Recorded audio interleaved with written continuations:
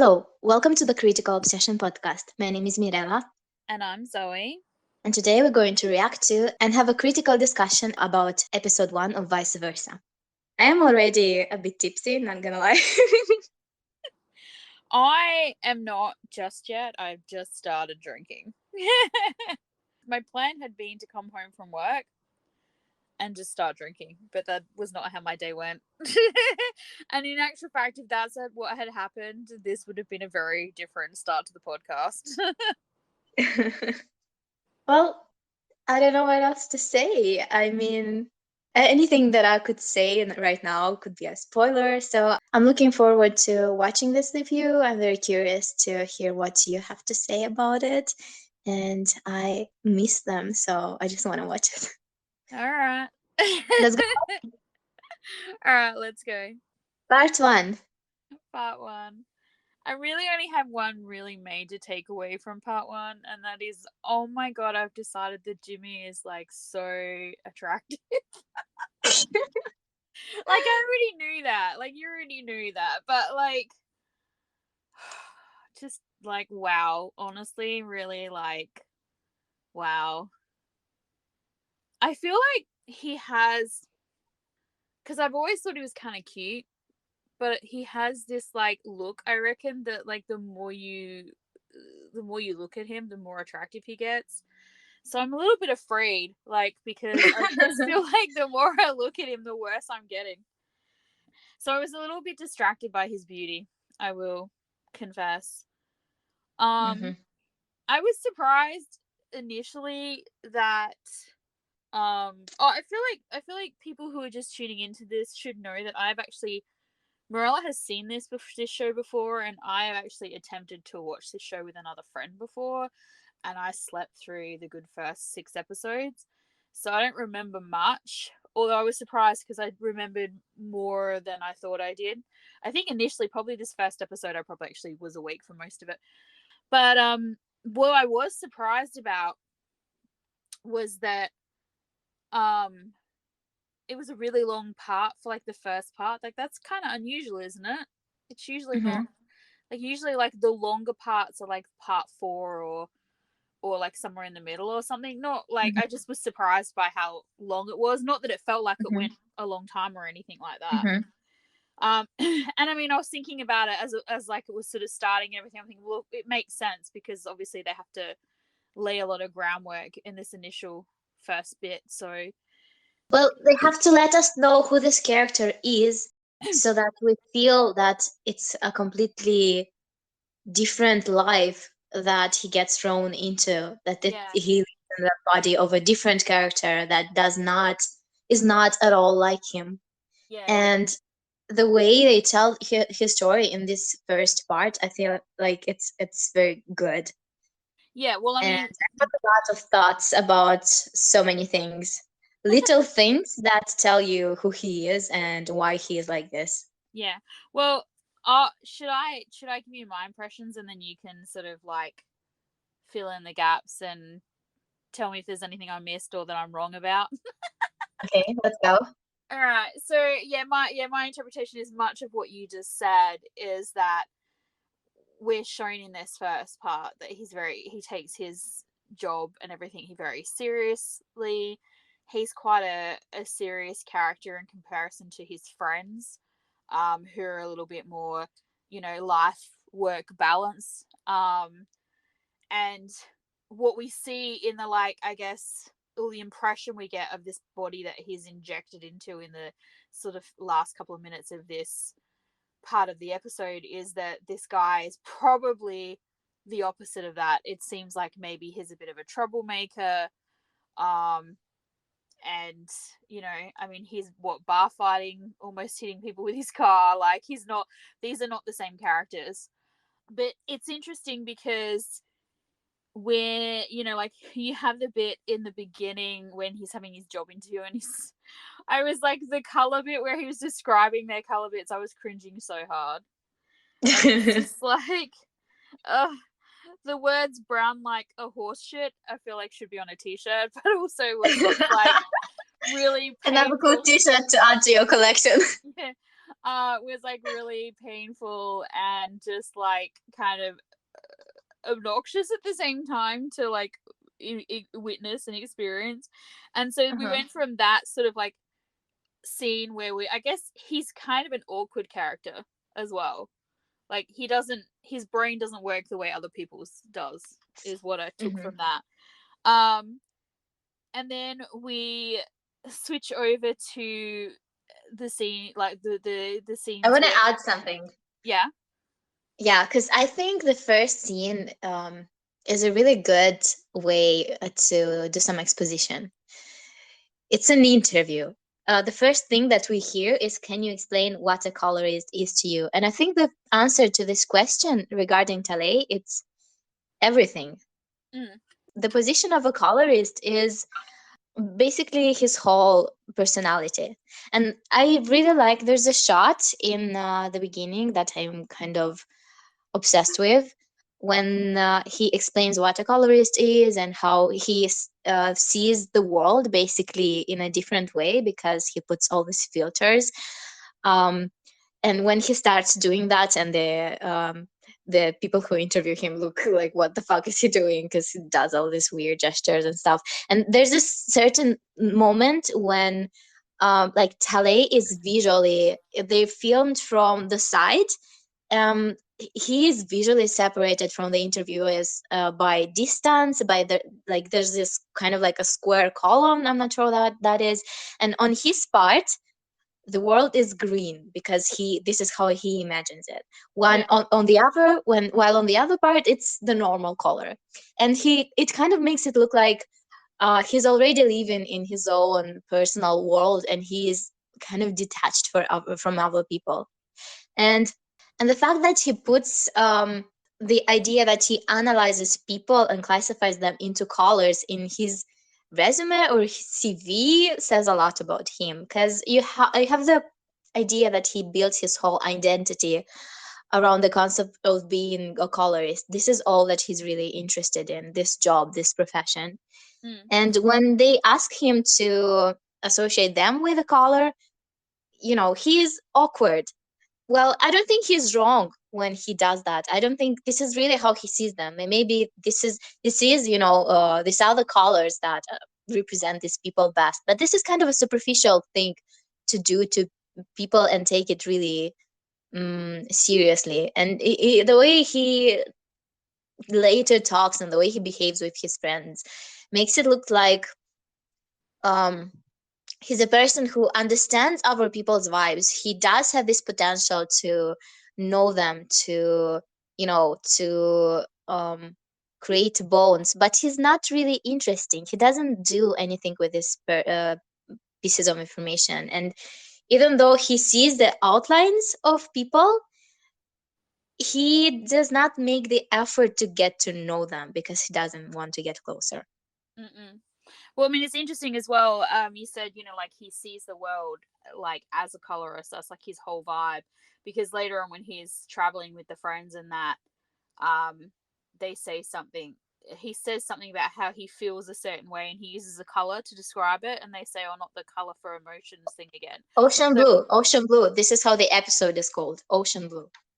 And I don't know if you noticed, but the drinks, I just yeah, the noticed drinks are this. also called Ocean Blue. Yeah, Yeah, I ocean noticed blue. Yeah. that. Funnily enough, I actually remembered that from when I watched it the first time because I vaguely remember saying to my friend, "I wonder if," because I, obviously had noticed the um title and everything, and then I noticed that, and I vaguely remember saying something like, "I wonder if this is like important," and then I think I fell asleep. No, I'm just kidding.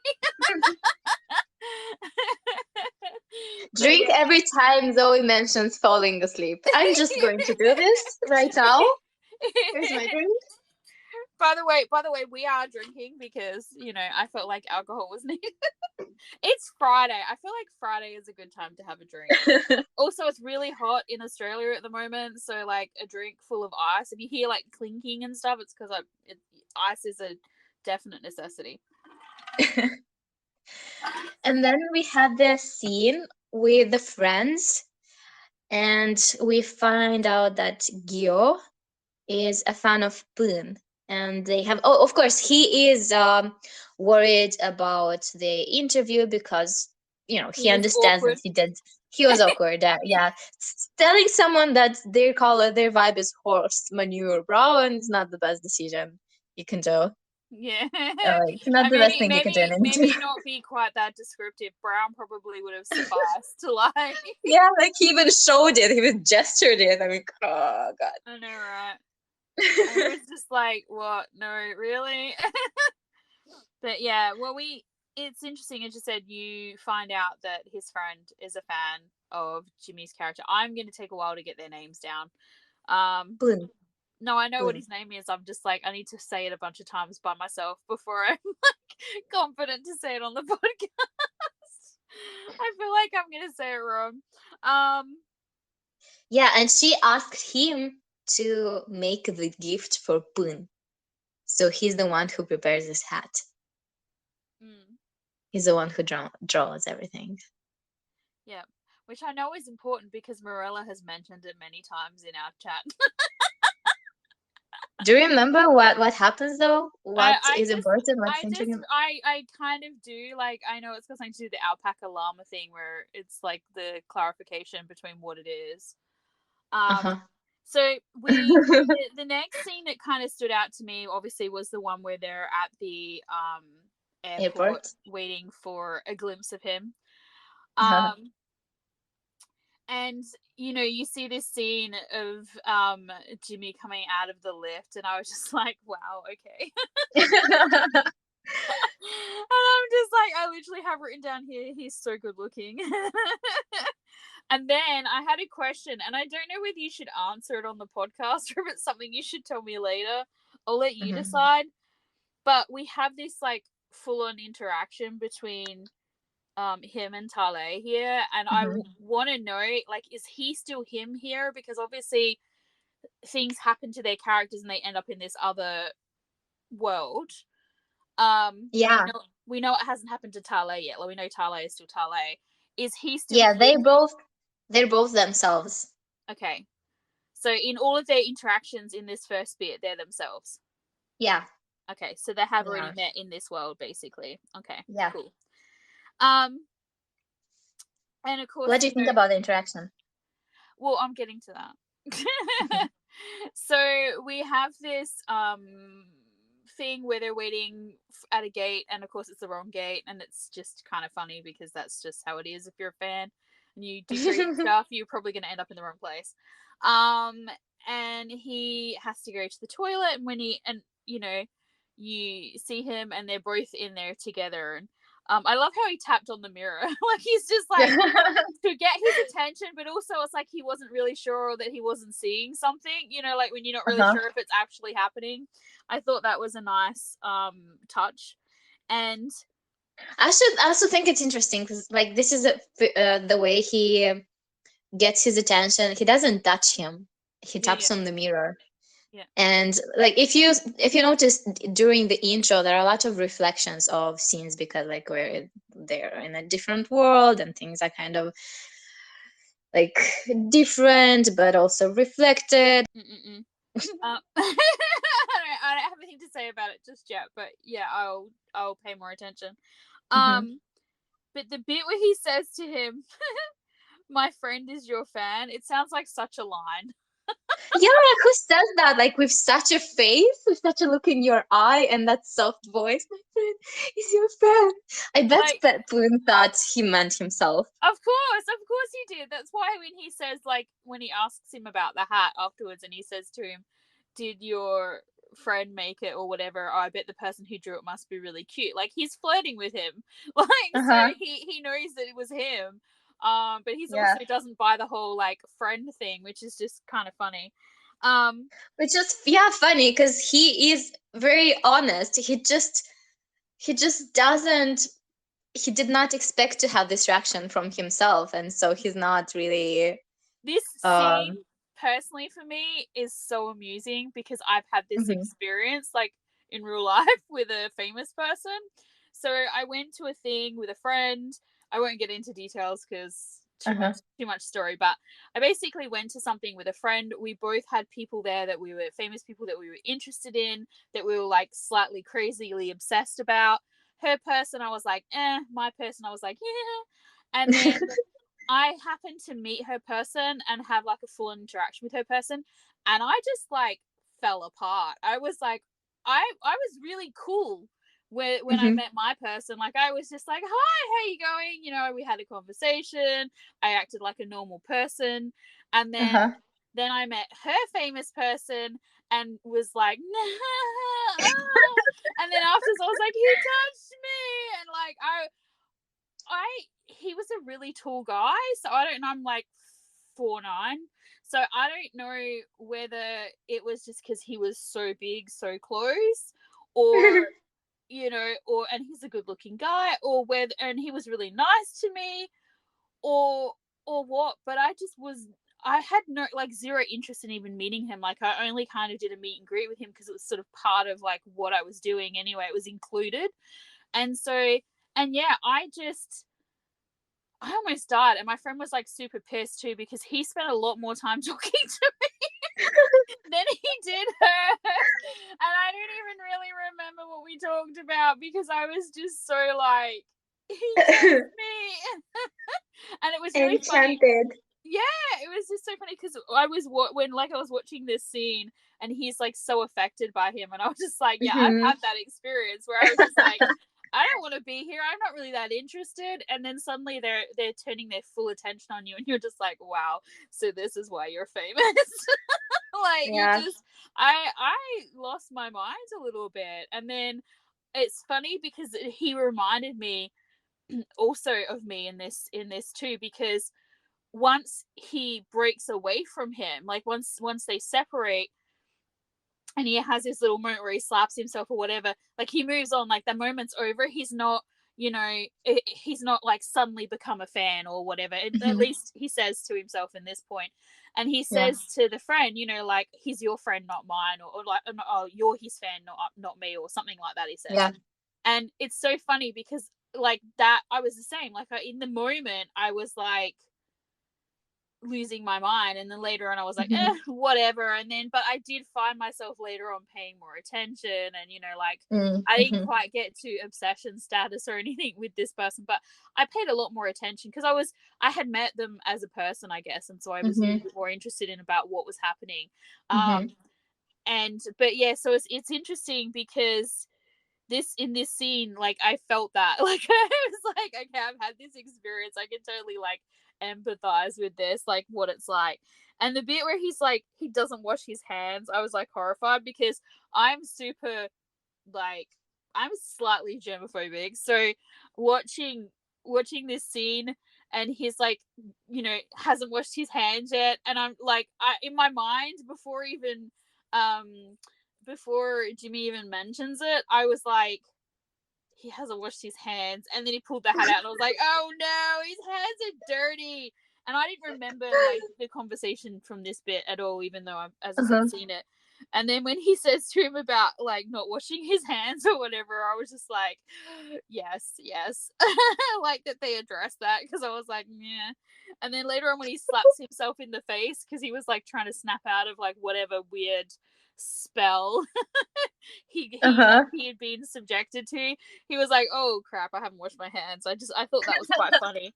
um but then I like the moment when he says like you have a big head when he adjusts the head on Poon's head, and Poon has this smirk. He's like, oh, I know, right? He's like, oh, he's telling me like a compliment or something. but it's just It was a weird action. it's a weird Just compliment, someone but it telling also you kind of a big sounded head.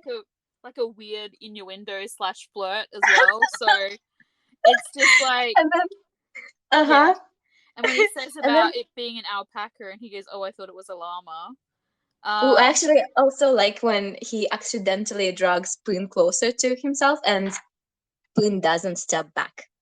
He just like you can feel that there's so much attraction and interest and sparks flying between them, and it's intense. And Talay is the one who has to do the tap on his shoulders, so Poon steps back. mm-mm-mm. Yeah, well, that's it. I mean, he's intrigued by him from the first tap on the mirror.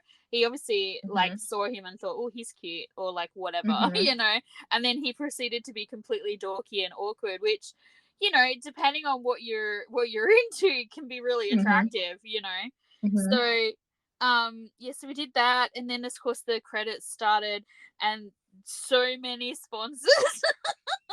Yeah. I'm afraid. I saw all the like sponsorship like people, and I was just like, oh no. Just drag your drink closer to yourself. Put yourself somewhere. Yeah. We can get through this. We can do it. And then of course we have the scene where he's being the extra on the film set. And here's the dead body. I kind of remember the dead body bit, but I didn't remember like everything about this scene. Um Mhm. and I have, before I say anything else, I feel like Mhm. I need to say that Jimmy should only wear the outfit that he's wearing in this scene, like for the rest of his life. This should be the only thing that he wears, because oh my goodness, does he look fine in that outfit with the white shirt, buttons, and the like, what do they call them? Like suspender braces Standards. thing. And I was just like, roll me up, stick me in a burrito, I'm done. Like I was just like, I was just, like, even if I hate the rest of the episode, I could just get by on the fumes of like that for pretty much the next, 3 parts, because boy looks fine ass in those outfit. He should only ever wear that. That is my opinion. Um and then I did get sort of distracted by how good he looked in this. Like I will confess. Did you not get distracted by the fact that he gets so close Oh to yeah, Tele I'm when he just plays? like, Like, do you need to be this yeah. close? Like, why? I must Move, confess. move. I Stop. must confess, I was a bit in the camp of, do you really need to be that close? Is that in the script? Like, was it really, like, was he really meant to be that close? And then afterwards, when he's like adjusting his hair and like Uh wiping the huh. stuff off his face, and then he's like, I'm Just gonna be, manhandling him, yeah, just and like. then I'm gonna be this close to you, and yet pretty much touching him as much as he Uh could. huh. Yeah, Uh I huh. did notice And all of this, speaking to and him softly and just breathing in his face and yeah. yeah. You know, the first time when I saw it, I was like, why is this scene here? Like, is it needed? Because I felt like nothing. It brought to me, like, the first time, I was like, why? Oh, well, It I mean, to basically, me, yeah, to me, yeah. without knowing what happens later on, I guess it's to establish the fact that even before everything else, he was attracted or had an interest in his character, in Tale's But character.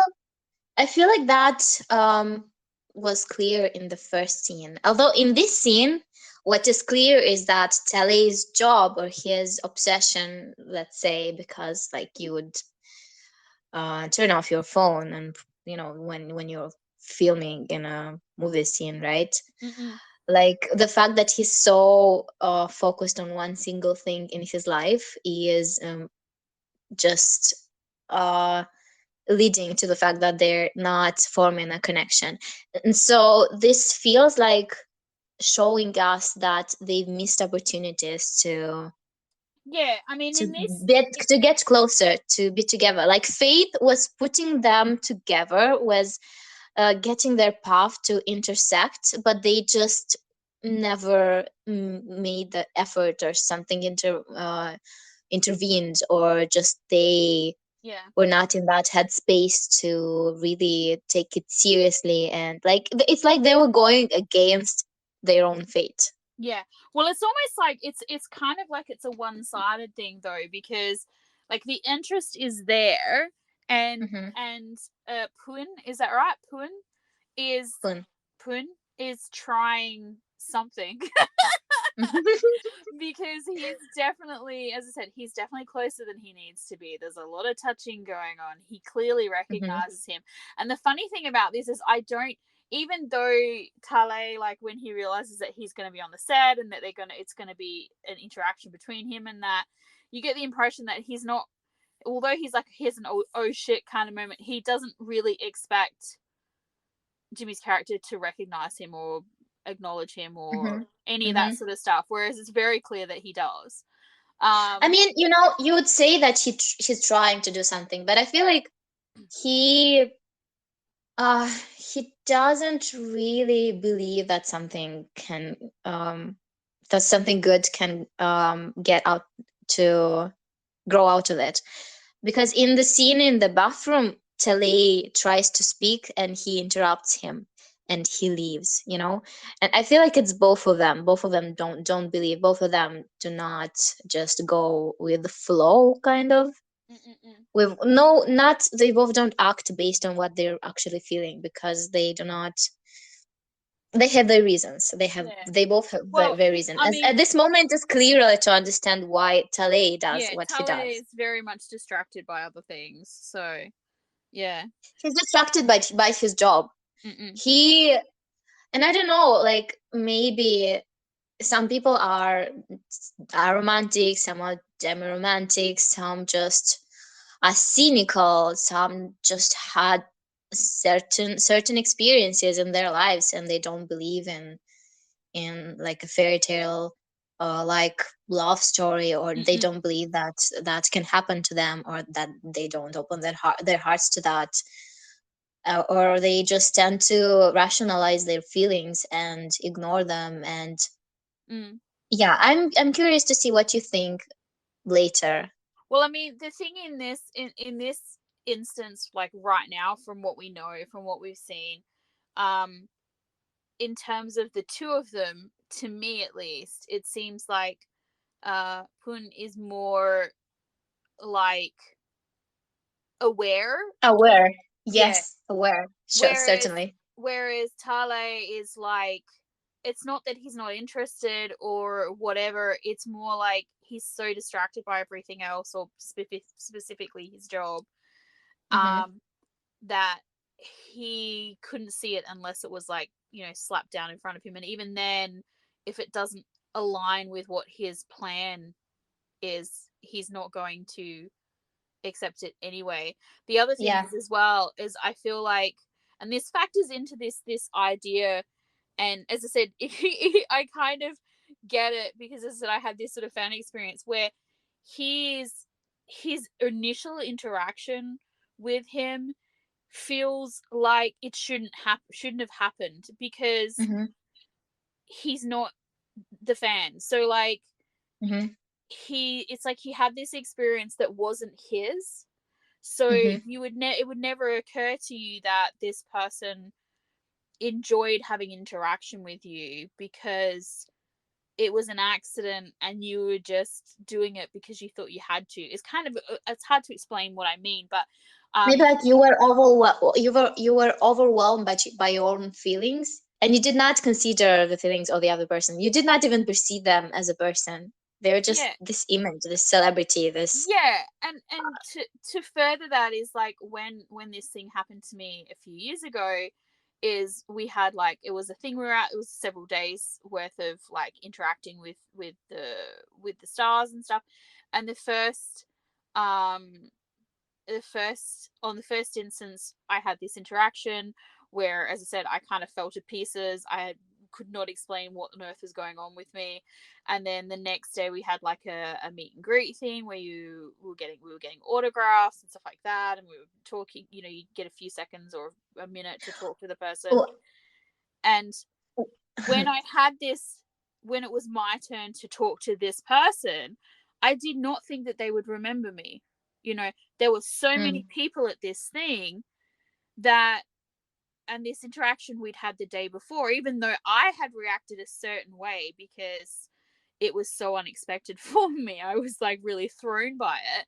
I mm. didn't think it was a significant experience for this other person. Like, why would they remember me out of thousands? Like, it didn't make What sense to if? me. What if then the obstacle that comes from Pun's side regarding this whole thing is the fact that he's a celebrity? This puts distance between him and Oh, of course it is, because everyone it's else. like anything. No, I meant if you think about what is holding them from becoming a thing, because like it's obvious that they're soulmates. They were meant to meet. They were meant to be together, right? And if not in this world, then like it didn't happen here. They're thrown to the other world, and now like at least there it's going to work, right? Mm-mm. They have to overcome the things that kept them separated or whatever. Mm. Maybe, or maybe it's another thing. We'll see. Yeah, but I mean, But yeah, I guess what, as I said, I guess what I was trying to say was, in this instance, like from Talei's point of view, I can imagine him not really putting much weight on that first meeting mhm, anyway, mhm, because as I said, when I had this experience, I really didn't at all. And then when I met this person the next day, they remembered me, and I was just like, mhm, I by that stage I had sort of got my shit together, and I said to him, how awkward was I that you remember me? And he's like, no, I can't. We obviously had a conversation that he thought was interesting, and I said something that was funny or something. I can't remember what it was. It's not important. But like, so I had this in my own mind, made this like judgment, made this decision that like I'd had this really fun kind of, but super awkward, because I was a bit of a, crazy person reacting to him, like interaction that like mhm, was a big deal for me, because I was like, wow. And I just really thought like I was one of many, and I was, but like his reaction to that, his opinion on that, his um like takeaway from our interaction was completely different. So mhm, I understand, like I feel like from Tale's point of view, even if he wasn't so distracted by his own thing, his work thing, the way he looks at the world, whatever, like there's a little bit of that. I mean, he kind of tells you that that's a thing anyway, by like reiterating with his friend that she's the fan. um you know what I mean? Like, it's, he mhm, probably mhm. almost feels like he had the interaction should have been with her. Yeah, like And he so stole her experience. yeah, he stole her moment. He stole her Yeah. possible chance at like whatever. And then Which is that, funny because she's the one that puts him into the movie extra role later. yeah. And then the other thing is though, but then he's told again, sort of, that this is happening because of his friend, because she wants something. Like the other Yeah, friend says to him, oh, that's why she got you to do this, because she wants to take yeah. lots of photos. So once again, he's been given a role that is like, it's like he is like the third party to their Mhm, experience. And so mhm, from that perspective, if you were somebody, and even if like this person was openly flirting with you, which he's basically doing, is what Pun is doing, yeah. he's very flirty. Mhm, You could very easily misinterpret that, or like ignore that based on like, oh, he's a celebrity, or he's just being kind, or I'm mhm, being really awkward, or like all these other things, because in your mind this is not your experience or your interaction that to be happening. That's like one mhm, part of, I think, what's happening. The other part is he's mhm, just so distracted by like everything else. And I think if you're like him, and I've got a friend who's on the spectrum, and she just sees the world really different. You know what I mean? Like mhm, she is a bit like him, but she hears, like, she sees things in sounds. mhm, And so like she attributes things to sounds. So like she if often if something, like, even if something really big and major has happened, if there were no like sound associations at the time, or there's nothing she can link to it, it's like nothing really happened. It wasn't an important thing. It didn't, mhm, it doesn't resonate with her for whatever reason. mhm. And so she is like so focused in on like the sounds of things, that she misses out on like people's emotions, like other things that Mhm, have happened, conversation, like whatever, like, because she's so hyper focused on mhm. the way she experiences the world. And so Yeah. he seems to be very much like that in the beginning here anyway, with his colors.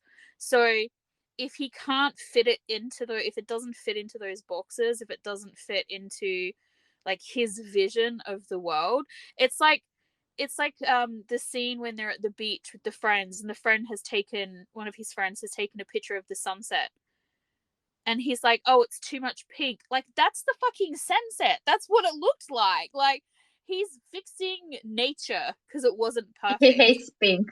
Yeah. He doesn't like pink I because pink is like a romantic color. Yeah. But I got that because it's, But like, it's a conscious choice that he's making when when they're in the car and she mm, asked, "Well, is he hot?" He thought he did think he was hot, and he was like, "Yeah." But it's a conscious choice that he makes to get back to work, to do things his own way. mm-mm. But what I'm also saying to you, besides him not liking pink, like, he saw something that was nature perfect, right? And went, no, this doesn't fit my vision of how I think it Hmm. should be, Hmm. and proceeded to fix it. So that It doesn't, goes against nature.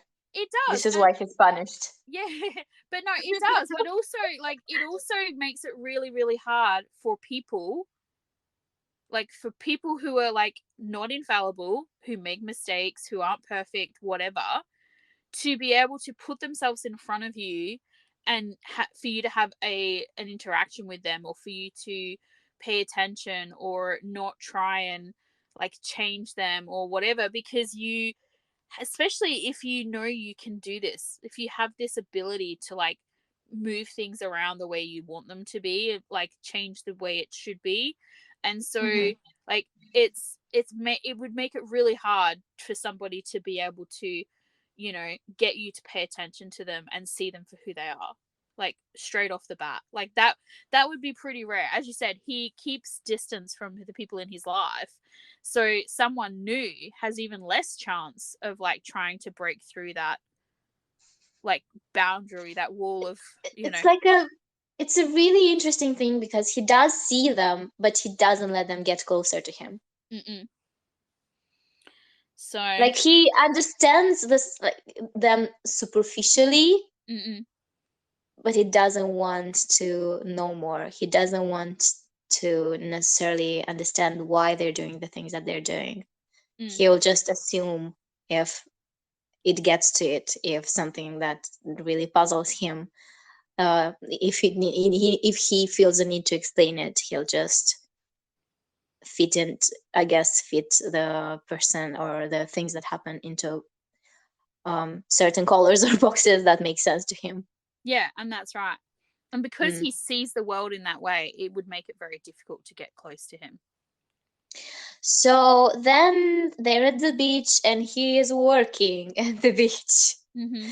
And again, here, like, they have to force him to play. And when they're in the water and playing, he's alone, separated from all the other people because he's admiring the colors.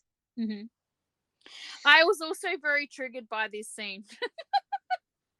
When he gets his cramp, I'm like, this Uh, is why you do not swim at night. Because I also had a similar situation Drunk to at this. night, alone. Yeah, lots Yes. of bad choices here. Drunk in the ocean with friends, but friends who are distracted and having a good time Hmm. separate to you.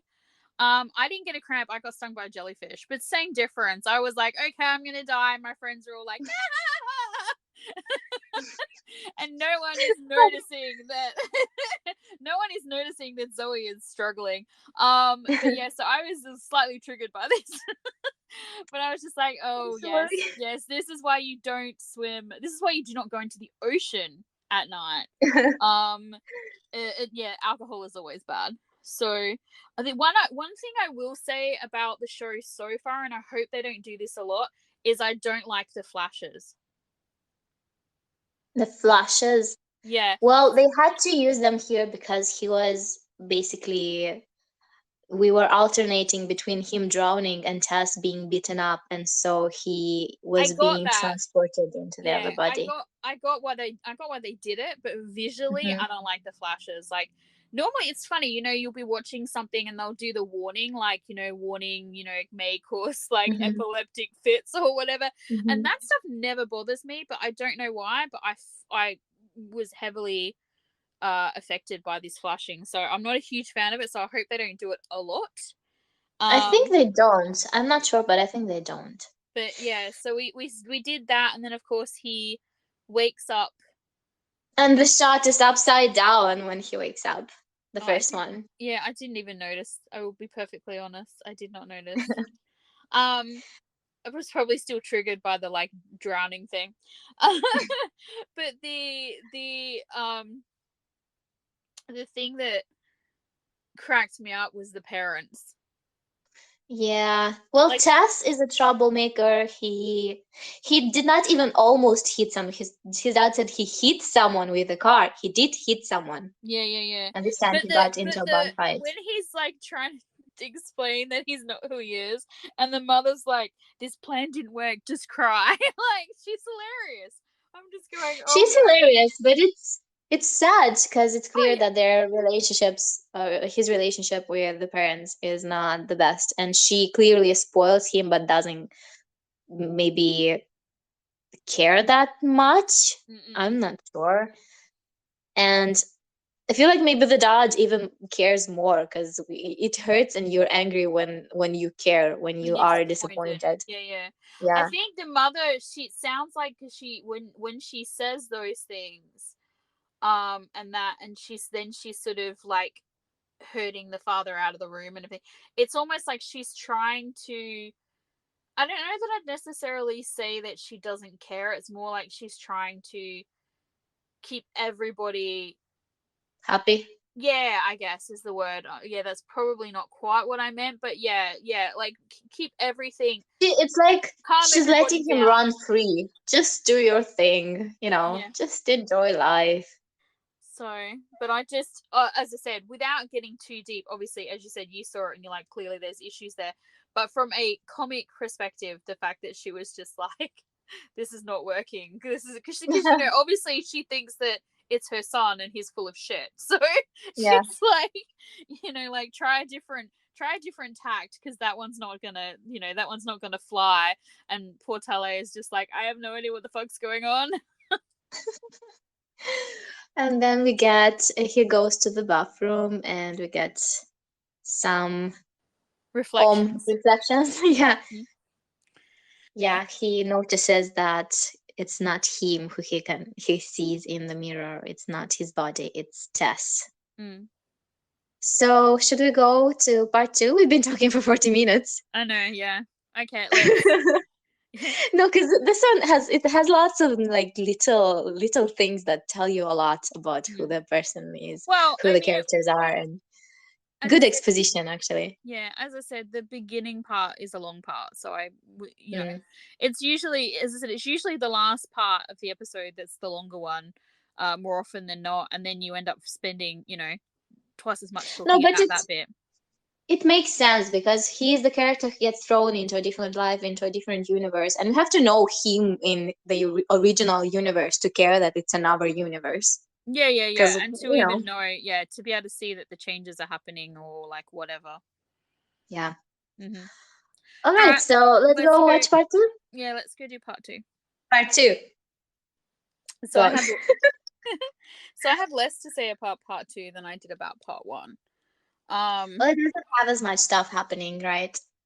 Yeah, well, I mean, it's a shorter section as well, so there was a couple of things like in the bit where he like is trying to make a break for it and they're all like, patient escaping. I'm just like, what is this? Like, why would that be the reaction? Like, it was, someone who's worked in hospitals. I was like, unless it's like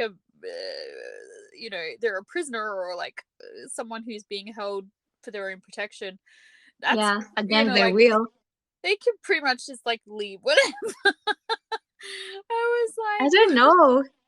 why are they That was chasing weird. him down? Yeah, I was just like, okay. But Um, I think maybe they wanted to have this whole dramatic thing. But the scenes where he runs behind this archways, and at some point you see Tele, and then you see Tess, and then you see Tele, and then you see Tess. That was pretty neat. mm-mm, And also, have you noticed how white and clean everything looks? mm-mm. Yeah, it doesn't look like a hospital, and I mean that's because it's not. Because I actually know what this location is. I think it's a hotel. Um, Mm. and so it's, yeah, it doesn't look like a hospital, but also, as I said, because I know it's not like that, although I noticed how clean it was and everything, but it's, I mean, hospitals, I guess it depends on the country as well. I mean, a good hospital does look clean and white and sterile, but Like But most of them but it don't. doesn't. It's not only about the hospital. The whole world is like this. It looks cool. Everything looks cleaner. Cleaner Mm. is it correct to say? Yeah, but I don't know that I'd necessarily agree with that, because we get taken to this place that is pretty gross. Well, because they kind of create this version of their own world, of the world. Like this is where they feel comfortable because they, people from the other universe and this capsule of the other world. Mm, But I think it's interesting that it basically when they talk they're in the car. I'm jumping ahead, but now that we started talking about it, mm, it's and Puadol, right? Asks about they start talking about marriage equality and how in this world it's men can marry each other, and she asks, well, how just did things change in our world? And he says, well, crappy sidewalks, old dinosaur buses, gas is more costly, like they build skylines but they're expensive, so there's still a traffic jam. And she's like, so nothing really changed for the better. And I feel like this is basically like a better world. And mm. if you look at it, there's this thing that they're doing with the colors. The episode is called Ocean Blue, and if you notice, there's a lot of blue in this episode, like lots of blue lights, people wearing blue, especially Tale. And it looks like a world that maybe Tale would imagine, something that you'd see through his eyes. Yeah, like It's he's like a colored it this way. fantasy. Like this is his perfect world, but it's not perfect because it's not his world. Mm-mm. But I it's mean, a it's world where good things, fantastical things, idealistic fairy tale things are possible, and people mm-mm. really live these lives. Well, I mean, this. I think it's probably going to end up being a bit like anything like this. When if it looks too good to be true, it usually is. Like there's usually a downside to something. Like nothing is perfect. And as you Not said, it might. necessarily.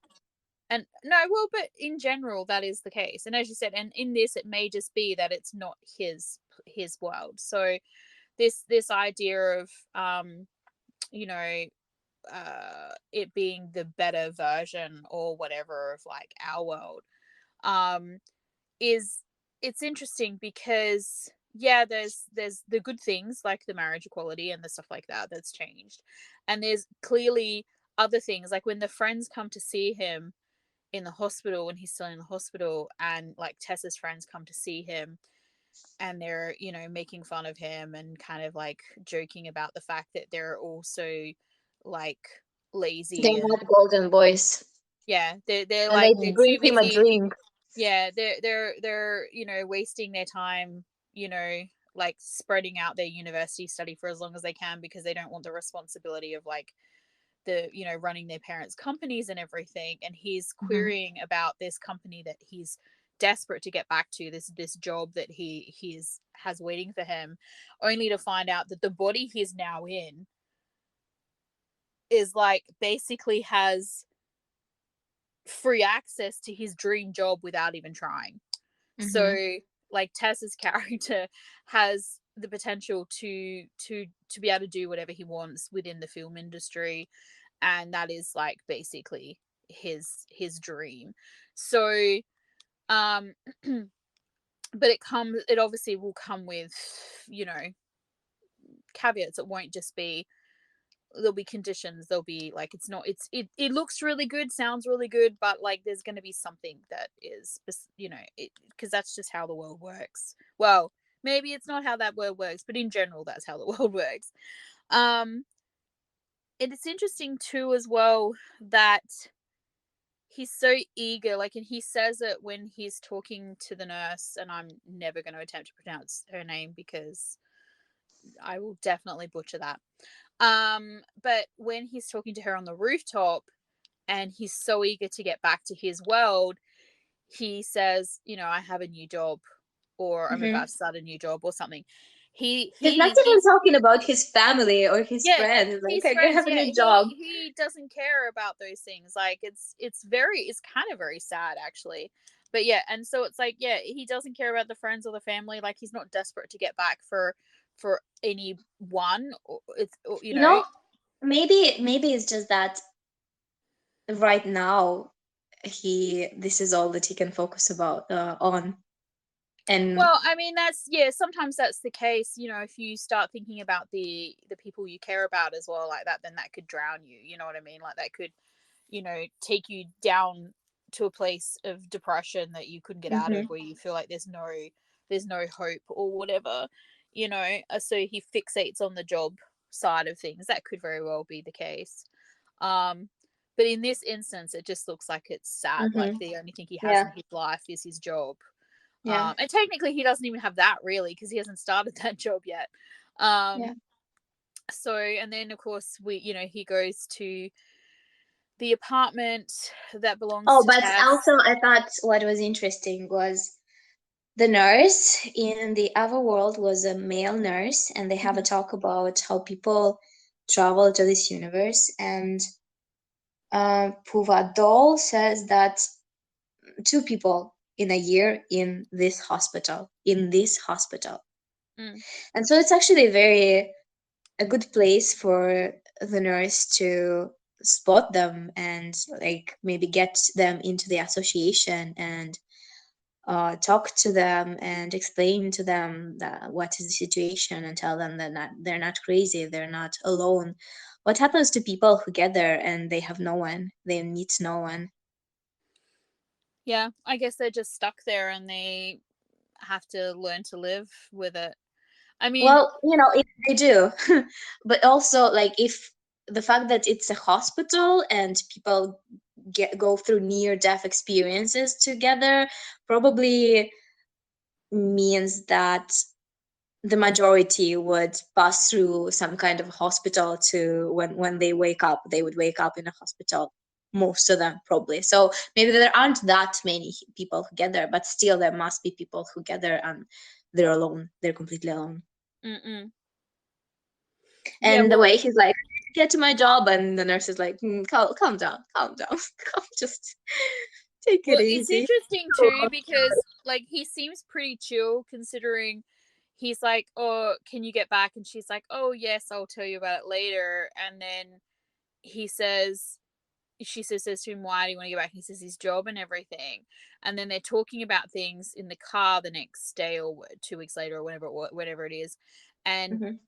uh she says something like, "Oh, it's been 8 years or whatever." Like, to me, Hmm. if I was Tale, I would be like, "Wait, you said we could go back? Like, what the fuck? You've been here 8 years? Like, why Hmm. are you still here?" Like, that would be like, I would be freaking out at that point if I really wanted to get back. Maybe Because he's kind of stoic as a person. mm-mm, He is serious about things that he cares about, and he is mostly calm. It's just a stoic person. yeah, Also, we get the notion, not the notion. His dad calls him spoiled brat yeah. when he gets home. Well, I mean, This is Tess. This is Tess. yeah. This is who Tess is. Yeah, well, I mean, he obviously is, like, he comes from a wealthy family. He's clearly been given every advantage. He's taking advantage of those things so that he can, party and run around and just run amok, basically. He seems to have very little disregard for not only himself but other people. So he clearly has major issues. And I remember something, but I don't remember the entirety of it. But I remember there's something between Om's character, so Tess, and Nanon's character, Hmm. where they like used to be friends or something, and then there's like drama or something. Like, I remember there's something like that. Is that right? Does it sound right? I don't know. But yeah, I kind of remember something like that. So like, he's clearly had issues in the past, has issues, like, whatever. Um but yeah, and then of course there's all these little nods to other shows, which, as I said, when I watched the first time, bugged me. It could just be because of the shows that they chose. Like the first one you get is, well, actually, it may not. There may have been others, and I may just not have been paying attention yet. But the first one I noticed was obviously when they're driving in the car, Mm-hmm. him and the nurse, and it's slow, and he says like, "I wish they'd hurry up," or "Can't they hurry up," or something, and she says, "Just let them be. They're having a good time, or they're having fun, or whatever." And it's the two characters from Enchanté, and they've just Mm. got married, and I'm like, I don't care. And I might get crucified by people listening who loved that show, but I hated that show. So Well, at least you know that in this world, this is normal.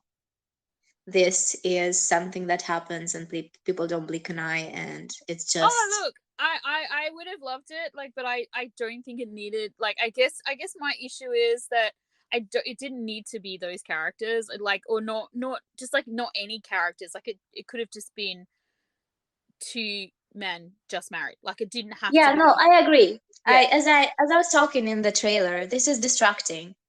yeah, and as It's I said, very I distracting. yeah, and as I said, like it's a cute, sweet, positive moment, but I was like, because I didn't like the Hmm. show. So it took me out of it a little bit, but it's whatever.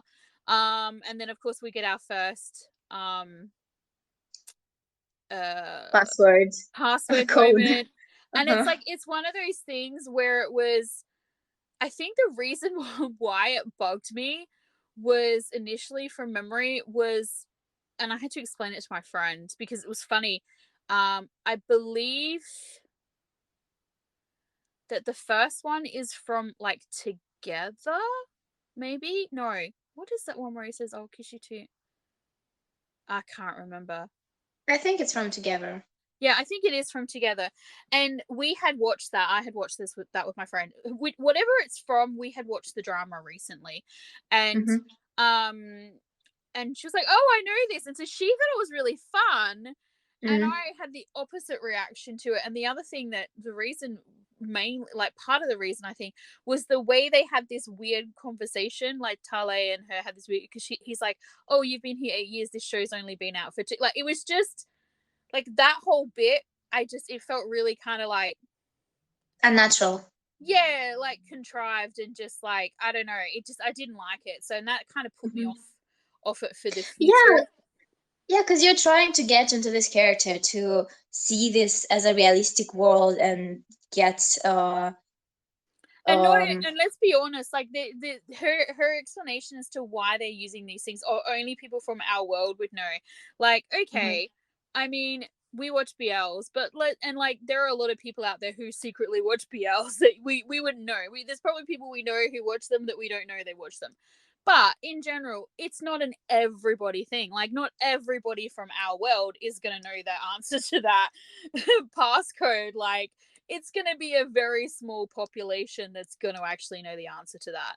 And I mean, obviously, that's meant to be Thailand, isn't it? Like it says, it's the mhm, association of Thais in an alternate world or whatever, yeah. alternate universe. So, like, okay, maybe more of them would be more familiar with it. I don't know what the percentages of like the Thai population who watch BLs or don't watch BLs, but it seems very limiting as well. Like, so it takes you out because it's like not a realistic, like it's not something you would choose. Like you would choose something that, like they bring up the topic of the fact that, like, in this world, Google is not called Google, it's called something else. So Hmm. you would perhaps, like, it would make more sense to be like, what is the search engine? Google. Hmm. Okay, let's open up and open the door. Do you know what I mean? Like something like that. Hmm. And because it's not something like that, because it's something so kind of contrived, it takes you out of like what's actually happening, which kind of, for It me, ruined definitely it. does. It does. It does. It's a problem. Yeah. It's one of the things that Yet it's did funny. not serve the series well at all. Yeah. It was just a disadvantage. Yeah. I feel maybe they thought that it would have people get people more interested and get them excited, or I guess a lot of people were. But if you start getting excited about other series while you're watching this series, you're not thinking about this series, you're not thinking Yeah. about You're vice getting versa, you're thinking about distracted. something else. Yeah. Yeah, And I it's think, just not I good. mean, I saw lots of people who were excited, who did like it, and all the rest of it. Mm, And because, I mean, I guess that's the thing. We do like, when we're watching shows, sometimes it is fun to find little Easter egg type things and stuff like that, where it's cute and you're like, oh, I knew this, or mhm, like, oh, I mhm, recognize this, or, whatever. We got a mhm. couple of them in Cooking Crush from Not Yeah, Me, which was cute. But like, it's they were more subtle. yeah, and they were just like items, like Mhm. props or whatever, and they You weren't might not stuff. even notice them. That's They're right. not important to the story. That's right. They had no function in the story. They weren't like, they didn't distract from them. The characters didn't talk about them. Like, it just, they were Mhm, just there, and if you noticed them, it was like, oh, fun. And if you didn't, well, it didn't really make a difference, mhm, to either show. And so I feel like with this, there was two things. Like, either they were trying to be, remind you of other shows that you liked and making like a nostalgia moment, or they were trying mhm, to advertise other shows.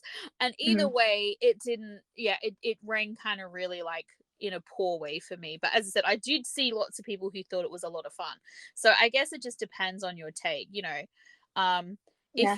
if I think a lot of people are like, oh, fun, I know this, or oh, I know this, or like whatever, or they were hoping to that their show, like their favorite show, would be mentioned, or something like that. And Mhm. I saw lots of people who were pissed when their stuff wasn't used or whatever. But I think only the shows in the world, like in the You know, university of the writer for this show, was like included, if that makes any sense. So that limited it as well. there is a moment that is, I think, is a nod to Not Me, but I'm not sure. They're using some lines that like exactly lines from one of the scenes that are like one of my favorite scenes from Not Me. But the characters are just saying these things to each other, and it's a part of the story, and it's not like, oh, let's talk about some passwords or let's talk about the other world. It's just something that they say to each other. It's a part of their like dialogue. Yeah. Okay. So it feels different. Even though it did remind me of Not Me, it was cute, Yeah. it was like something that we did, like as you talked about, like Cooking Crush, right?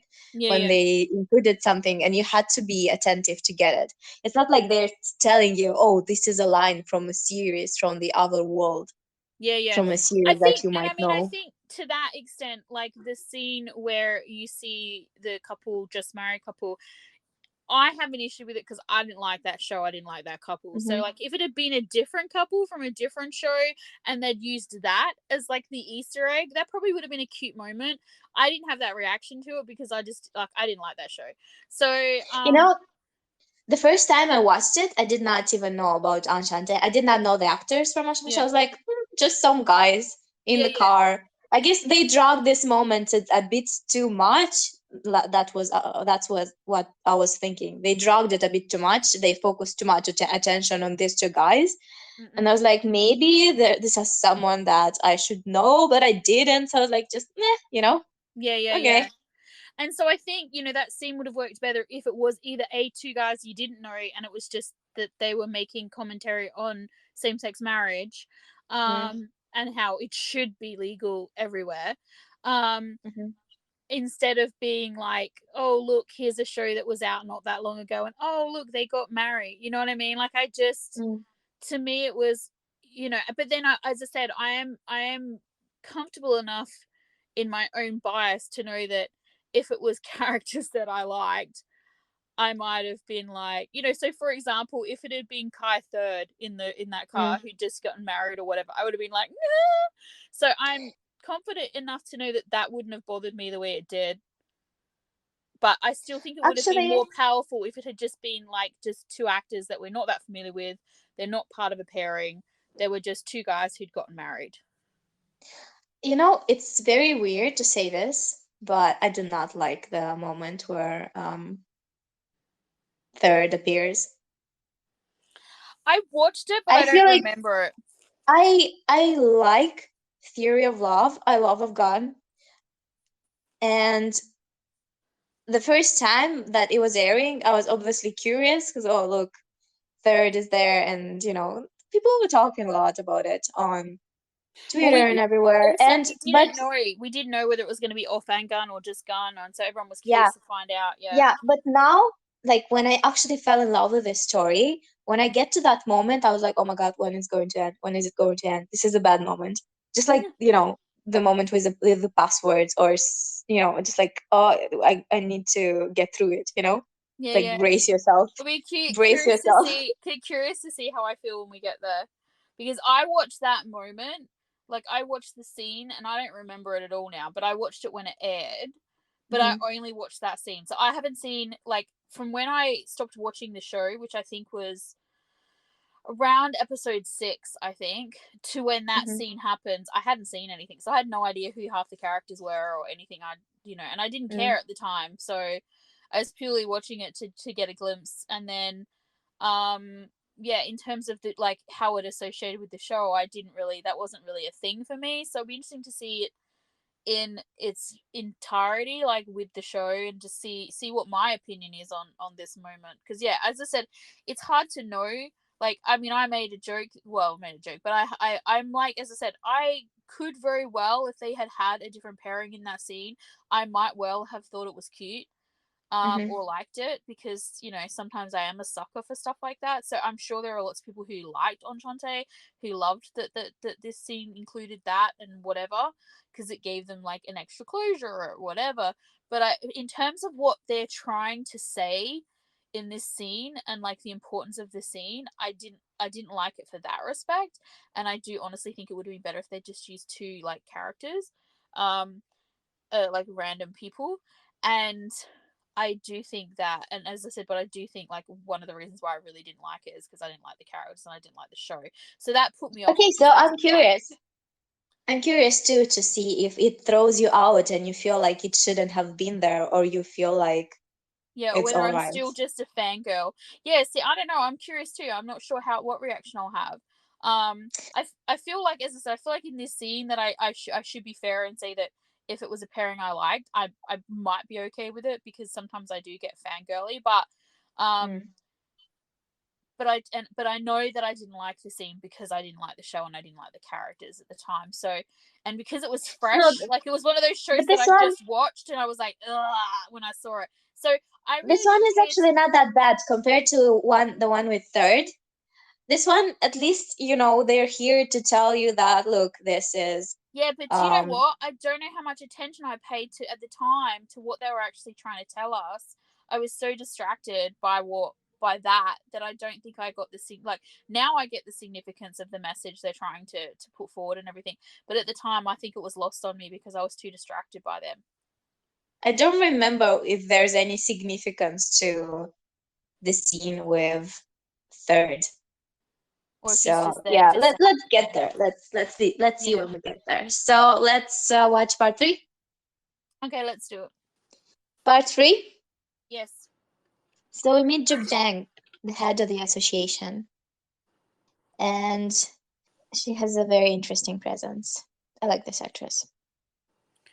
The way she held herself, she is very confident, and you believe that she is someone who might have started a thing like this. Yeah, but I find both her and the one playing the nurse, like, super kind of, like, I don't know, like, pod people, because How? they're so calm. What Like, people? What people? pod people, like Invasion of the Body Snatchers, like, where they're like androids and not actual people, or they've been inhabited by aliens or something, because they're way too What? calm about this whole thing. Oh, Like, they've been there for years, I know, but, like, and they keep meeting new people. Of course, they have a strategy. They have a way of no, I know, easing but them it's just in. like there's, like, this bit where they're talking and they drop the bomb on him, where, like, it's like, if Tess dies then he dies, kind of thing. And they're like, Mhm. oh, but don't worry, like, it's all fine, sunshines and puppies, like, it's But just, can you imagine another way of telling this story they're just to a way too person? Like, cheerful about it when they're telling him that might well, be what they're trying to happens. be supportive. They're I don't trying know. to show him that, even like If his I was him, urgency. I There's would a be lot of super urgency about the creeped way out. The way I, he is behaving regarding this, he wants to go back right oh now, and they yeah, but I would be don't. so creepy. It I would doesn't I would matter find that them even so if he creepy. stays there, it's okay because life keeps going on, and you can find stuff to enjoy and be happy about, and there's a community of people who will support you, and you're not alone. And Yeah, no, I get all that, but I'm specifically referring to the bit where it's like, oh, if he dies, you'll die too, and then they're like, nah, but don't worry, it's all fine. It's just it was the delivery, and it's like I get what you're saying too, but like if I was him, I would be like, this is really creepy, and these people are really creepy, and it would like wig me out a lot. But yeah, this is a personal thing. What I will say, you mentioned in the last part or the part before or something, I don't remember, about the use of blue as a color in this episode. You know, Mhm. they actually use a lot of pink as well, right? Like, there's a lot of pink in this world. Yeah. I just unlocked something, didn't I? I ticked a box of Morella's approval. Yeah, Like, pink is a significant color in this world. mm-hmm, Maybe blue is a color of his loneliness. yeah, Blue is the color of Talay without Pun is mm-hmm. blue. Um, the other thing that I liked the moment in this too, where he comes to the realization that like him being here means that Tess is in his world, and he's like, holy fuck, because he knows that this guy is such a mess. And he's just like, he's gonna ruin my life. Yeah. Yep. Yes. You know what's interesting? Like they treat these things like here in the beginning, it's a bit like a bit of a comedy. It's even with the delivery of these lines, Mm-mm. if you die, they die. If they die, you die, and blah blah blah, and ha ha ha. And like this show is easing you in, and then at some point, you're going to find yourself invested and very emotionally being very dramatic about it and thinking about things and being like, oh my god, what did that happen? And the beginning, it's like, ah ha ha, it's a comedy, but it's not. It really isn't. Mm-mm-mm. So they're doing something here. I The don't other know how well it works for the series, but they're doing something.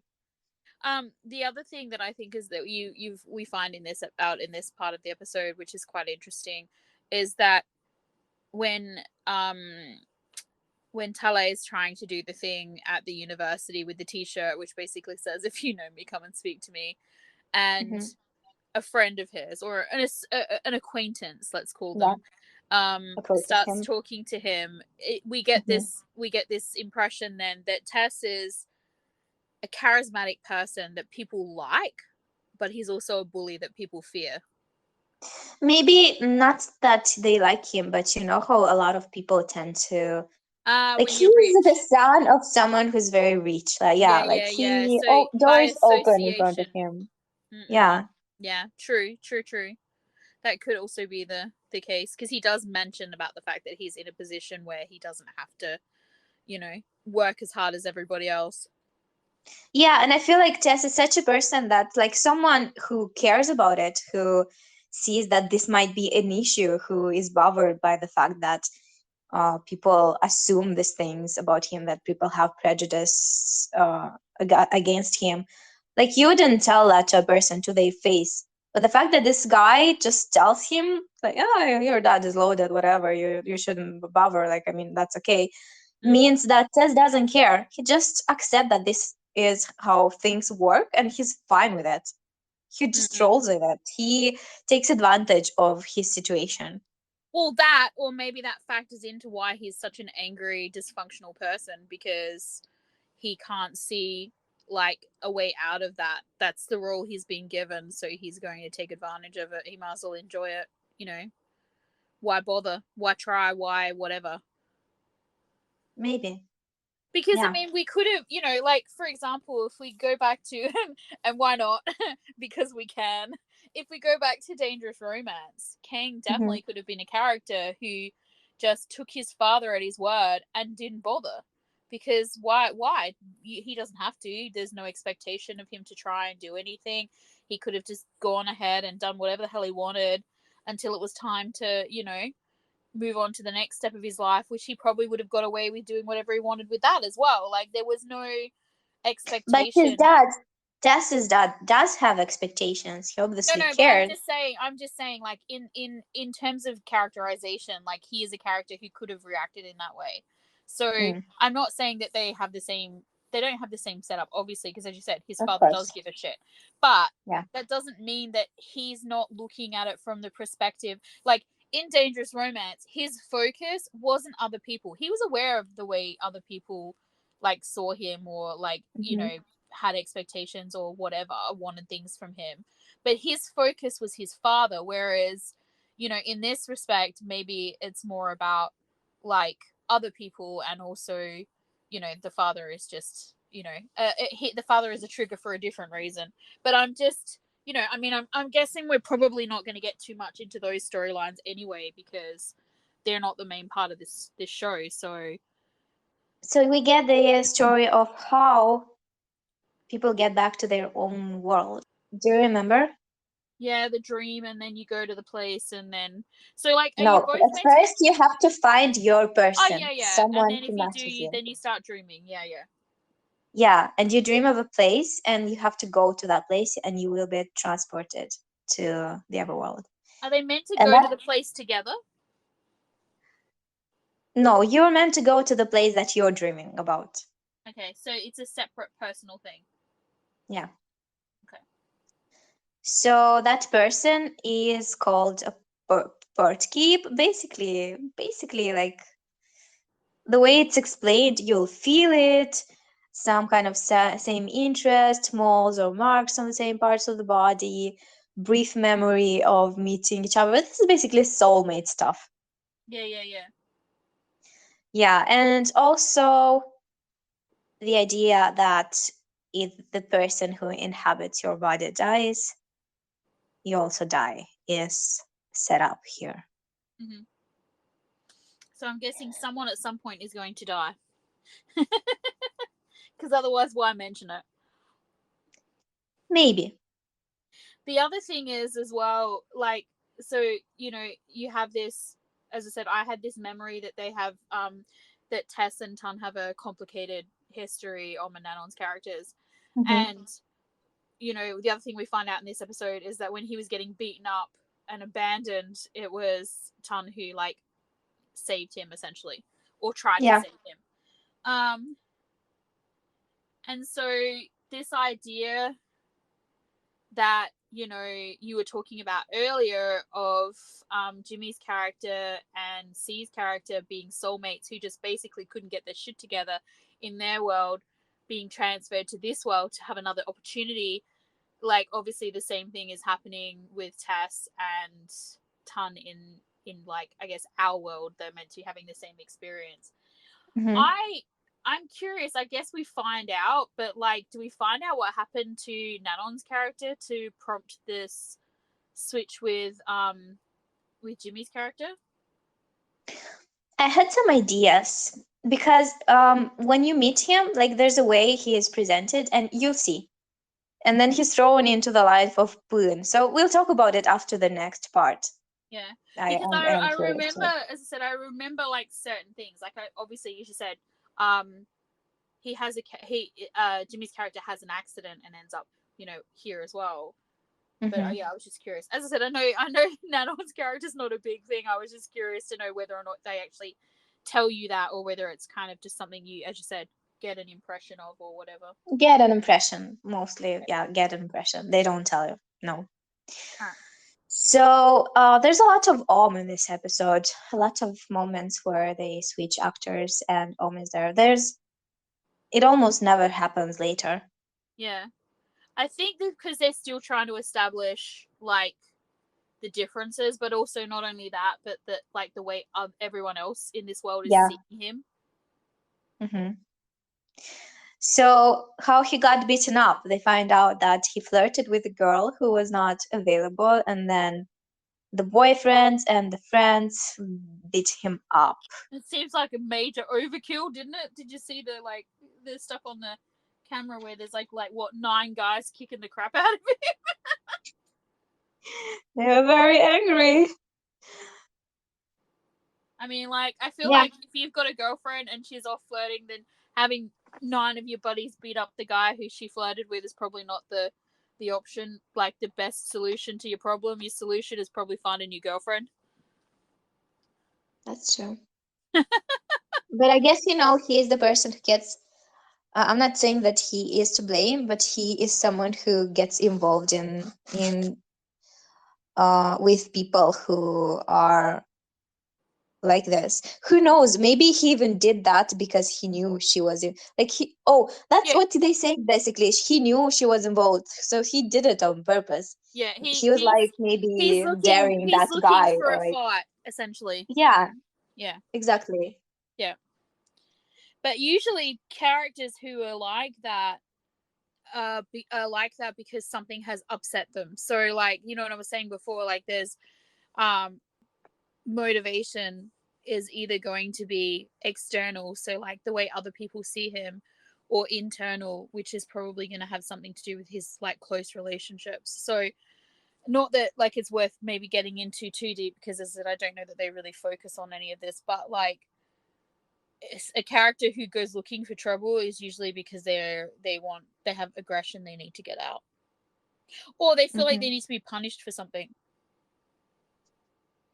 Yeah, which reminds me of his father. Mm. So as I said, it's like it's always a thing, isn't it? It's a thing with GMM boys and their complicated relationships with their fathers. Yeah, I don't remember if they ever mentioned Tele having a father. His mom appears later in the series, but I don't remember anything about a father being there. Is there an amazing grandmother? There's no, no, See, there's no this is amazing. why this show is not that good. I'm going to come to you and I'm going to bite you. Come They on. cannot put amazing grandmothers in every series. There'll be like Look, an they overdose, and could have had. they would be. Look, They wouldn't be amazing if you had an amazing grandma in every series. It has to be rare, no. Do you know to be what? special. This is a missed opportunity because they could have had an amazing grandmother in both universes. Two for the price of one. All Anyway, right then. So should we let's watch part go. 4 Yeah, let's go. before Morella's head explodes? All right, bye. Hello. Part 4. Part 4. So I think I'm coming into the bits where I was like definitely going to sleep and like only saw bits and pieces. Uh-huh. Um, but I feel like I'm remembering some bits as well. So yeah. One of the things I was fearing greatly, and we had discussed previously to watching this, is that about a lot of product placement and stuff. Although so far in this episode, it's just a lot of ads. Mm-hmm. So they have to wait for like the couple to start before they can do the product placement, do they? Yeah. So okay. So in this, he's basically hunting down Ton. I had a question because this is to me what they do here. They did this thing that was kind of weird but also interesting. I'm not sure if they're going to if they're going to not investigate, but if they're going to expand on this later on. But like, he goes to meet a friend who is identical to one of his actual friends from his place, and so he confuses him with his friend, but he's not. He's just exists in this world as well, but Mm-hmm. looks exactly like his friend, which begs the question: is there someone who looks exactly like Tale already in this world?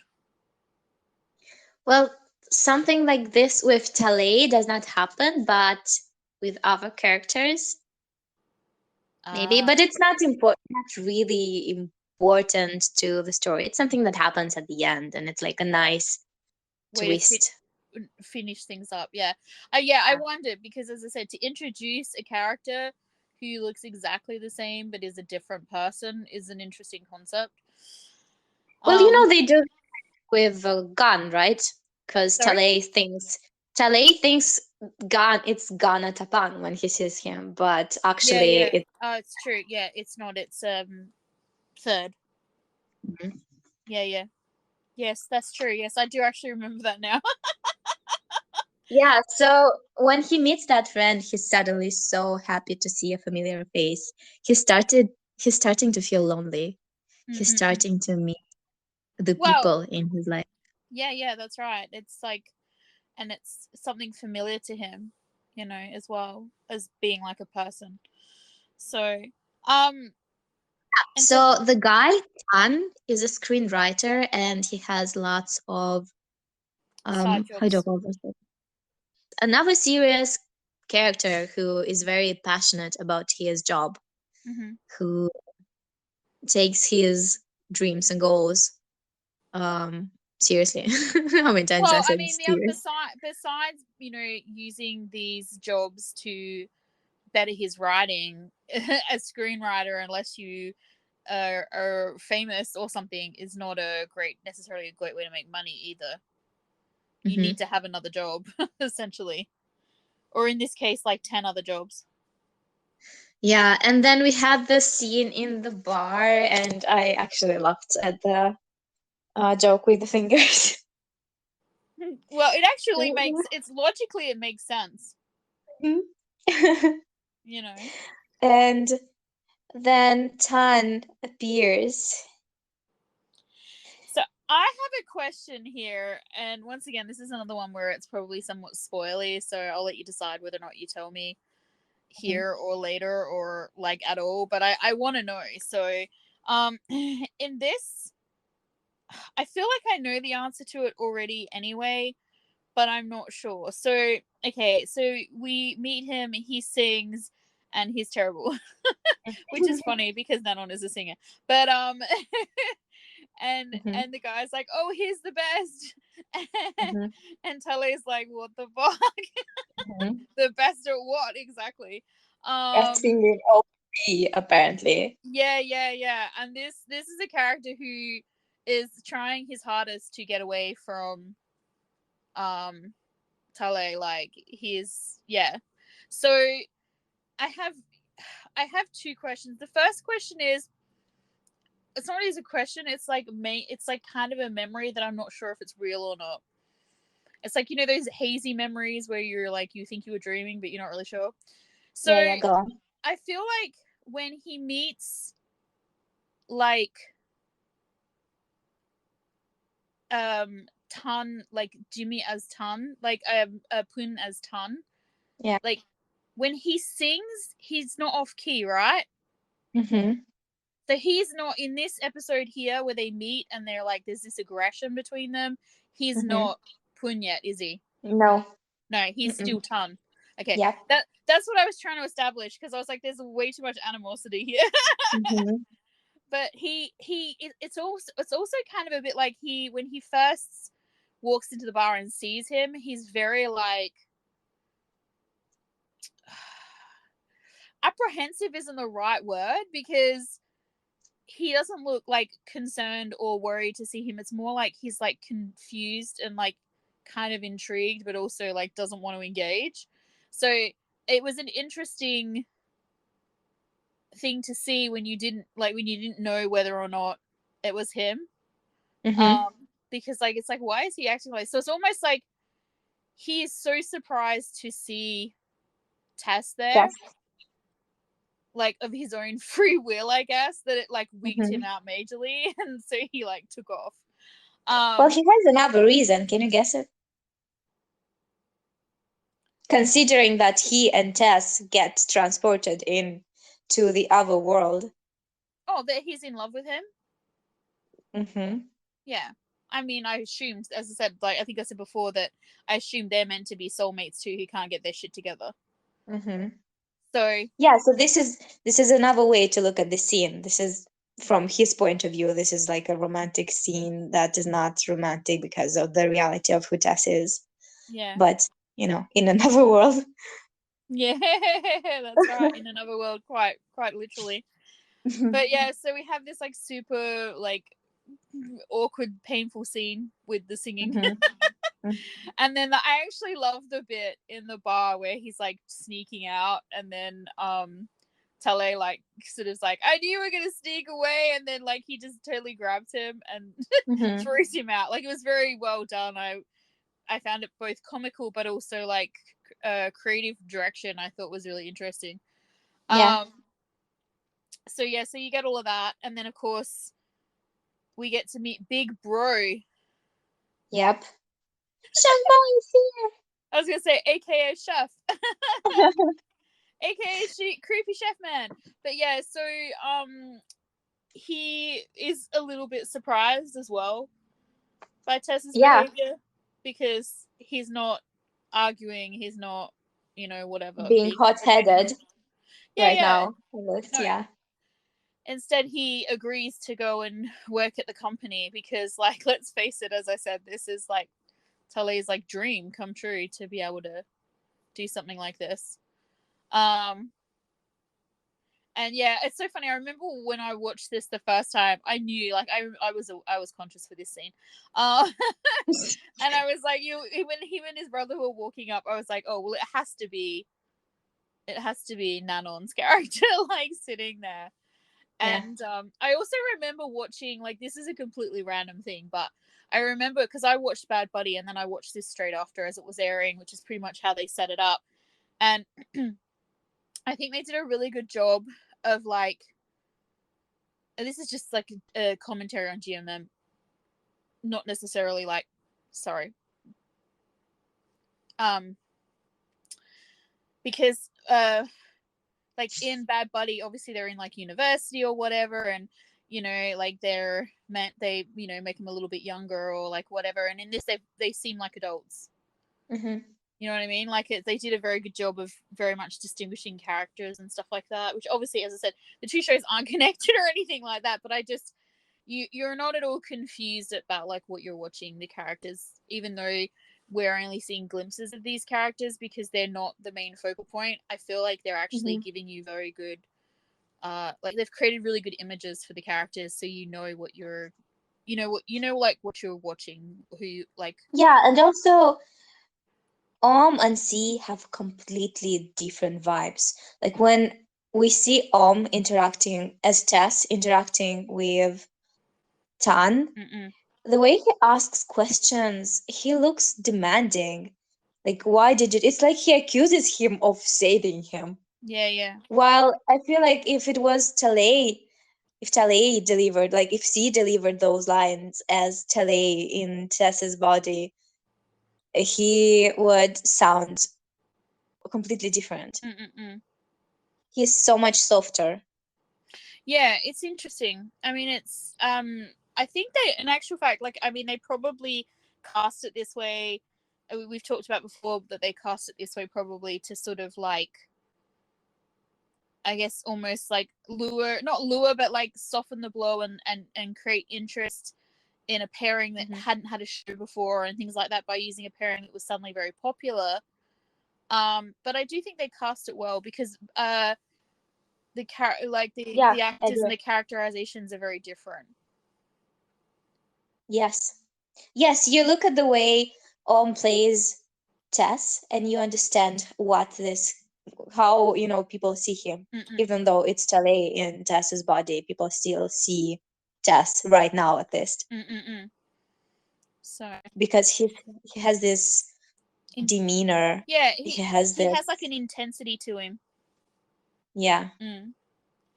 So, and it's interesting that for the most point, like, Tan, like actual Tan, like Nanon Tan, is a serious career focused character, much like Kale is. Mm-hmm. And so I'm curious to know more about Pun's character, to know if there are any similarities between him and Tess,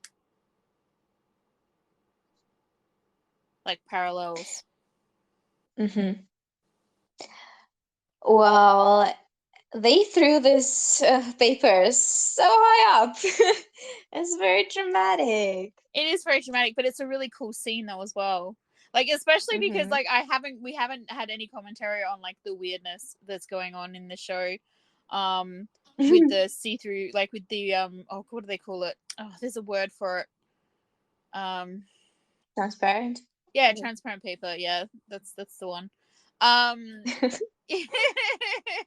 but yeah, like just the effect of it and everything. It just looks really cool, actually. Mm-hmm. So, because there's a similar scene in the trailer for The Trainee. Oh yeah. That's Oh very yeah. similar and dramatic, and also like cinematically like really impressive, and gives you Amazing. this kind of like, even though like even it has this dramatic vibe, but it always has like a romantic vibe to it as well. Like it's an interesting Mm-hmm. thing. So yeah. Mm-hmm. Well, Tan doesn't want to talk, and he says, "I hate you," which is a very strong um, affirmation Yeah. because it means that he has intense feelings for this person. You wouldn't just tell someone No, that you well, don't that's care right. And about, there's such a "I fine hate you." line, isn't there? There's such a fine line Yeah. between it sometimes. And what I loved the way C delivered the line, "Shit, this is harder than I thought," and the way they cut it. And then when the music starts, I think it was very well done. Mm-mm. I just felt, oh, whoa, something is starting. Something like, Yes. it was very pleasant to me. It's funny because and now I don't know if this is the alcohol talking. No, it is not. Okay, it's not. You don't know if I'm Go gonna say on. something good or bad here. Yeah, I feel like you're going to say something good because you're trying to justify yourself right now with the alcohol. I could just be trying to use the alcohol as a justification because I'm afraid that you're going to be mean to me. I don't think so. Telling you the truth. You're way too excited about this. I don't feel like I should give you this. I feel like I'm handing you a gift that you haven't Oh, earned. come on. No. Come on, don't be mean. So I feel like You love me. You said you love me. Go on. I feel like it could be the alcohol speaking, but it also is probably a lot to do with my newfound, thanks to Last Twilight, Jimmy C Love, in that I'm definitely enjoying this a lot more than I did the first time. So And let me tell you this. It gets better. It gets so much better. what I will say as well is I don't know if my original first watch was to do with the show or whether it was a me thing. I sometimes have this thing with books. I mean, you and I talked about it. I said to you how it took me like 100 years to read the first Hunger Games book because I got to a certain part and I just like bogged down and could not read it. I just could not get past this like one part, and then eventually when I finally got back into it, I read the rest of the book and then the rest of the like series in about less than a month, sort of thing. So I sometimes think it's like, maybe there's something going on with me personally, or like in my life, or like for whatever reason something just doesn't interest me at the time. Then you come back and revisit it and it's it's better than you thought it was, or you're more accepting of it, or more tolerant, or like whatever. So it could also be that, but Open-minded.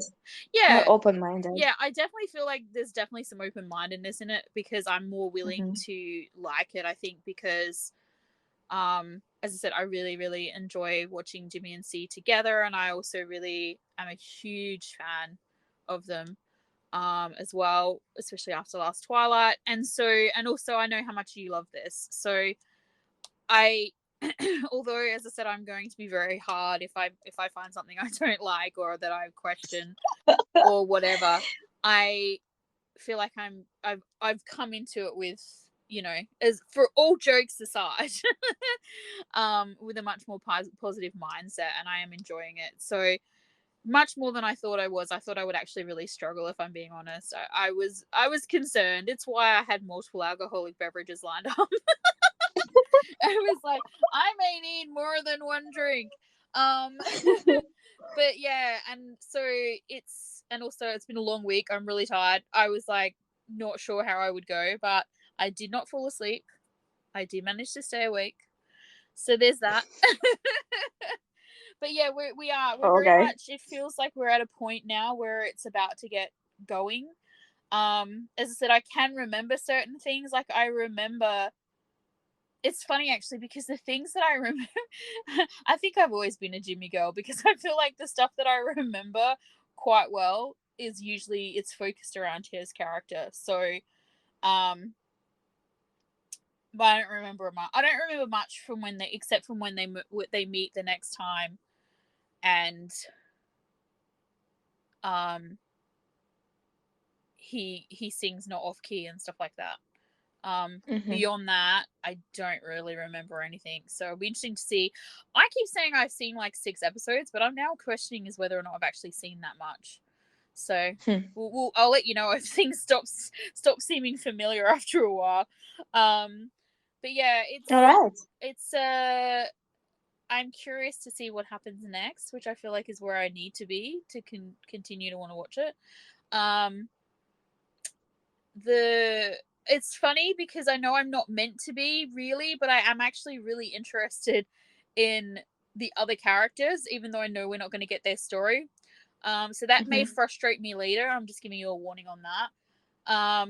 And I don't know why, because I think on the first watch of this, I couldn't have cared less. So I'm not sure why I'm sort of, I think because once again, this is this weird thing that's happened to us from doing the podcast and watching stuff the way we watch stuff now, is I want to know more. And so, like, in my mind, I'm theorizing for the characters that we're being shown, even though they're not the focus.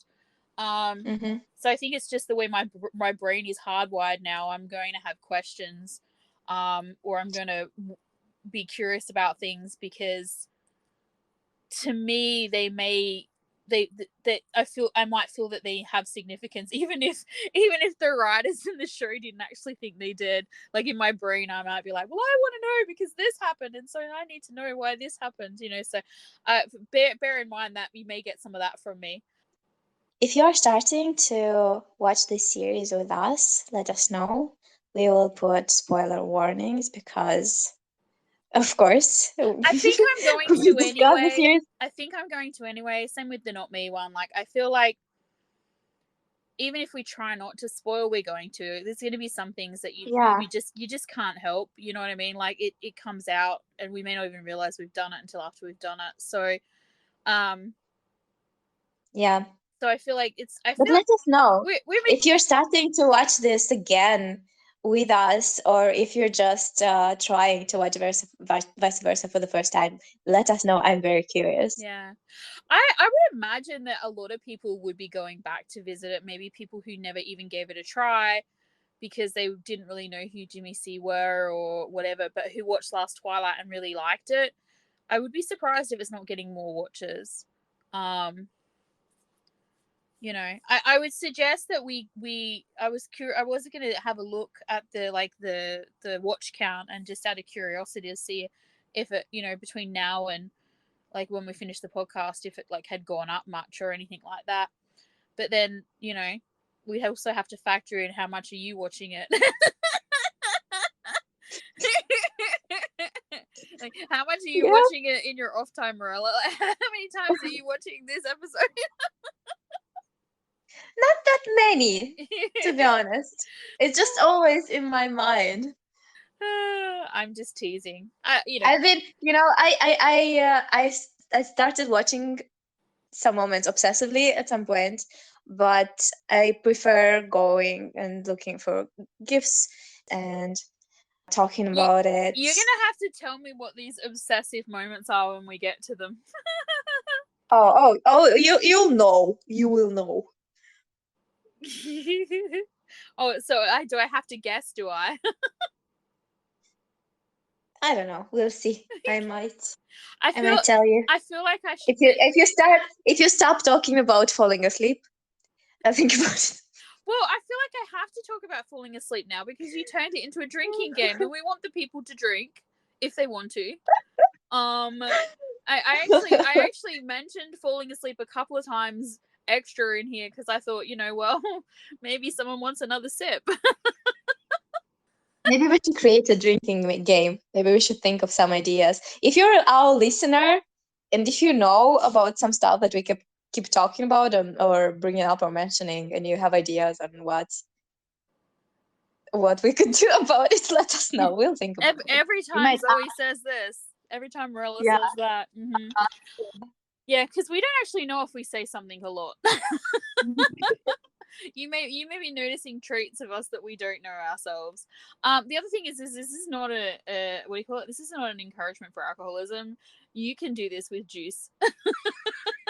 Or water. Or Stay water. hydrated. Water is probably better. Water is probably better than juice. Juice has sugar in it. Or we like don't want you to speed ups. we don't want you to get diabetes either. You do speed ups every time you hear, Zoe talking about sleep. Yeah, I know, right? But no, okay, so what you're saying to me is if I stop talking about sleep, but then the people don't get their drinks, then you're going to reward me. I feel like I should be getting rewarded anyway.